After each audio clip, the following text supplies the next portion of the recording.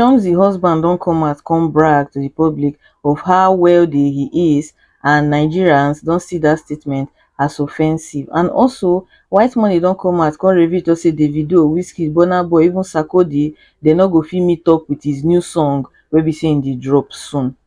So Whitemoney for doing podcast wey be say im go today or a few hours ago, im come out come make a shocking revelation about im music career. And I remember say when Whitemoney was inside Big Brother house, im dey steadily dey tell us say im go win Grammy, say na im aspiration in life and na wetin im dey work towards for the music industry. So since e come out, dey call Grammy come that time, Whitemoney name no dey among, he was not nominated, they no even recognize the guy. Im come at that time come make public announcement come say im go move pass Grammy, im go just continue im music without depending on Grammy. So now im don come out come make another shocking news to say this time around the song wey be say dey release next, say no African artist go ever fit meet up with that particular music. So make una lis ten to wetin e talk for una sef.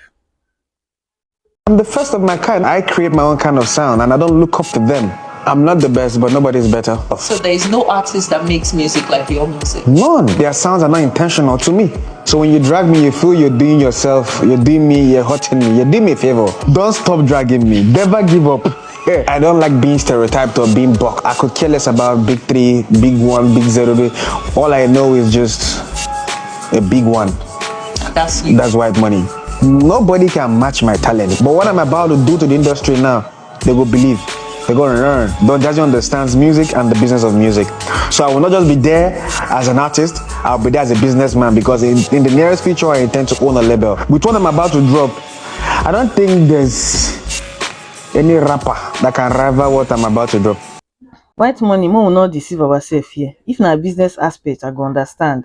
But singing, my brother, I beg you. Whitemoney is more of a comedian than a musician. Some people, they know they really know their calling. Na be just the thing, they know their calling. Whitemoney, he dey very good with comedy, effortlessly. That boy just dey funny. But when it comes to music, the thing they always, I don't know. Make we see some comments after this he post. The first person say, bro, just stick to your jollof rice business. Another person say, don't go listen to one wicked motivational speaker. Then also say, I love the fact he has full confidence in his success. Hyping yourself is valid 100%. They say if you not hype yourself, who go hype you? So just blow your trumpet yourself. Another one can say Whitemoney just dey his own world and he's ruling it. Come put two laughing emoji. Just be say Whitemoney na one housemate wey be say me like a lot too, because he not dey really stress anybody online. He just dey do it thing, they go, everything about the boy just dey funny. Even if you dey sad before, just go Whitemoney page. You just dey happy and relax. Well, I wish him success in his music career. Onto Chomzy husband matter. Today na Children's Day. Happy Children's Day to all the beautiful children out there. Today na their day, they don't enjoy and well, not be small thing. So in the spirit of celebration of the Children's Day, Chomzy husband now over excitement come catch the man. He come online. I see they drive the pikin around for Children's Day. He come out, come use and take brag. He come put out this particular video where we say they say your children don't enter 2023 G-Wagon before. Don't mean disrespect, just put some respect. I don't play with my family. At the Chomzy, at Baby Wealth, Chigozire, King Jaden, thank you Lord. This particular statement na come off online people. The truth be say, this Chomzy husband, the man likes social media so much. I don't call him paparazzi husband before because he like camera way.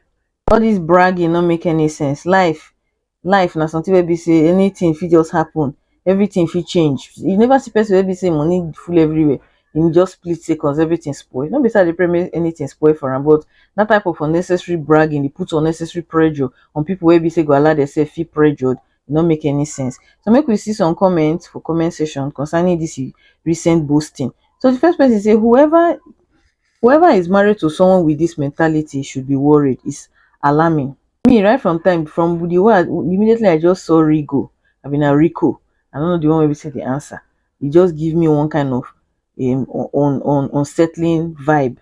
Any man wey be say they wear earring before, say me if I not like him. News they come and say in the allegedly saying beat the ex-wife, the woman can't divorce. The way he even collect the pikin from that woman, that type of man cannot be trusted. He talks too much. Come say this type of guy will insult you and expose everything about you once a relationship or marriage packs up.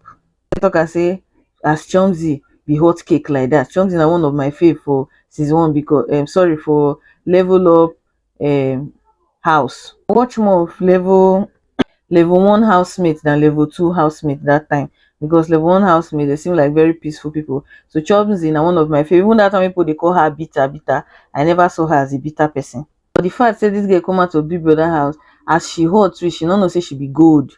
Wey be say any man, wey be say good men full as her, wey be say go diver. She say na second hand material, na she wan settle for. I wish her the best. So the next person come say car where beloved wife dey drive, you know dey shame. Come put laughing emoji. Another one come say na car where your fellow man dash him wife be this. Stop pressuring people as a man like you. Another one say she go soon tell us how you rent the G-Wagon and be wet for house. Another one say car dey use for Uber abroad. Sit this one out. Come put laughing emoji. Driving G-Wagon in your dusty country with numerous potholes. See as bad road dey make you your pikin jump. The last person come say you must have really worked so hard to get this car. Too many sleepless nights na why. This is coming from a place of poverty. No rich man say this, bro. They say once poor man pikin just mistakenly jam money, everywhere just scatter. And they tell you rich people, they no dey see all these things as anything. They no dey see am as anything. But once poor money, you know they see the way poor people dey dress. If they see small money, they fit spend their last card looking beautiful, looking handsome. But when it comes to rich people, they fit wear polo. You no go even know, they go wear slippers. They enter their car, they go where we say they go. See, and you go fit send a driver. Still talk am again, to marry this type of man, e dey very risky. But cho, wetin concern me? Imagine a grown-up man like that coming online to come and be telling us whether person pikin don enter 2023 G1. How childish can somebody be? I wish him and Chomzy well. Una take care, una bye.